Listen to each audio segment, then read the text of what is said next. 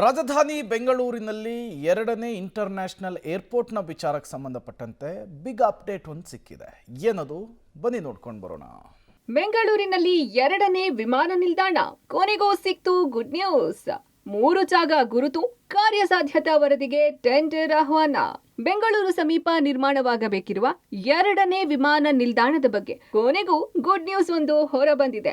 ಅನೇಕ ದಿನಗಳಿಂದ ಚರ್ಚೆಯಲ್ಲಿದ್ದ ಹೊಸ ವಿಮಾನ ನಿಲ್ದಾಣ ವಿಚಾರ ಯಾವಾಗ ಕಾರ್ಯರೂಪಕ್ಕೆ ಬರುತ್ತೆ ಅನ್ನೋ ಹಲವು ಪ್ರಶ್ನೆಗಳು ಎದುರಾಗಿತ್ತು. ಸದ್ಯ ಈ ಎಲ್ಲಾ ಪ್ರಶ್ನೆಗಳ ನಡುವೆ ಈಗ ಕೊನೆಗೂ ಉತ್ತರ ಸಿಕ್ಕಿದೆ.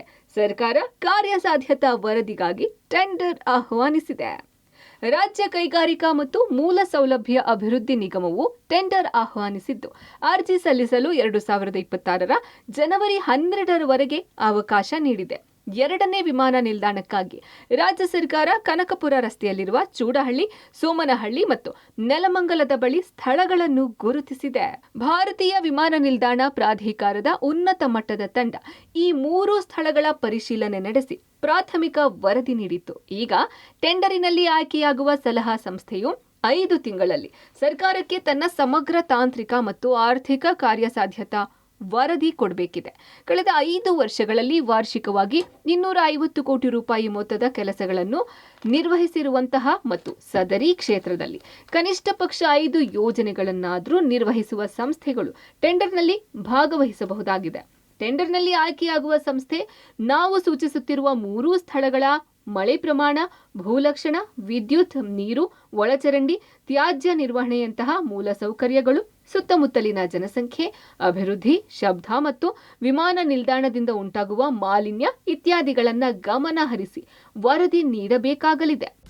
ಸೆಕೆಂಡ್ ಏರ್ಪೋರ್ಟ್ ಬಗ್ಗೆ ಈಗ ಫಸ್ಟ್ ರೌಂಡ್ ಆಫ್ ಟೆಂಡರ್. ಈ ಫಸ್ಟ್ ರೌಂಡ್ ಆಫ್ ಟೆಂಡರ್ ಅಂದರೆ ಮೊದಲು ನಾವು ಒಂದು ಸಮಗ್ರ ಟೆಂಡರನ್ನು ಮಾಡ್ತಾ ಇದ್ವಿ ಕನ್ಸಲ್ಟೆನ್ಸಿ ಪ್ರೊಸೆಸಸ್ಗೆ.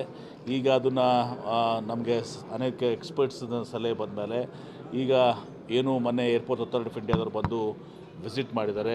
ಆ ಸೈಟ್ಸ್ಗಳಲ್ಲಿ ಇವತ್ತು ಸಹ ಏನು ಟೆಕ್ನಾಲಜಿಕಲ್ ಇಂಟರ್ವೆನ್ಷನ್ಸ್ ಆಗಬೇಕು ಅಂತ ಹೇಳಿದ್ದಾರೆ ಮತ್ತು ಇನ್ನಿತರ ಪ್ರೊಸೆಸ್ ಆಗಬೇಕು ಅಂತ ಹೇಳಿದರೆ ಅದಕ್ಕೆ ನಾವು ಪ್ರಥಮ ಹಂತದಲ್ಲಿ 3 ಸೈಟ್ಸ್ನಲ್ಲಿ ನೆಲಮಂಗಲ ಮತ್ತು ಕನಕಪುರ 3 ಸೈಟ್ಸ್ನಲ್ಲಿ ಬಂದು ಅವರಲ್ಲಿ ಅದಕ್ಕೆ ಪರಿಹಾರವನ್ನು ಯಾವ ರೀತಿ ಅದನ್ನು ಇದು ಮಾಡ್ಕೋಬೇಕು ಅನ್ನೋದನ್ನು ಮತ್ತು ನಮ್ಮ ವಯಬಿಲಿಟಿ ಆ್ಯಂಡ್ ಸ್ಟಡೀಸನ್ನು ಇನ್ನಿತರ ವಿಚಾರಗಳನ್ನು ಎಕ್ಸ್ಪರ್ಟ್ ಪಡಿಸ್ತಾರೆ.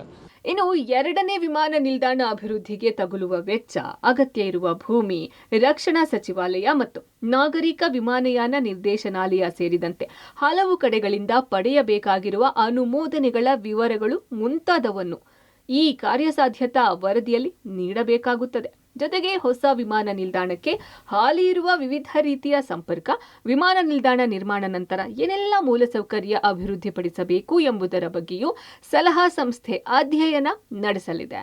ಸರಕು ಸಾಗಣೆ ಮತ್ತು ಪ್ರಯಾಣಿಕ ಸೇವೆಗಳು ಹಾಗೂ ಅದರಿಂದಾಗುವ ಆರ್ಥಿಕ ಕಾರ್ಯಸಾಧ್ಯತೆ ಬಗ್ಗೆಯೂ ಅಧ್ಯಯನ ನಡೆಸಬೇಕಿದೆ. ಸೆಕೆಂಡ್ ಫೇಸ್ನಲ್ಲಿ ನಾವು ಡಿಸೈನಿಂಗ್ ಹೋಗ್ತೀವಿ.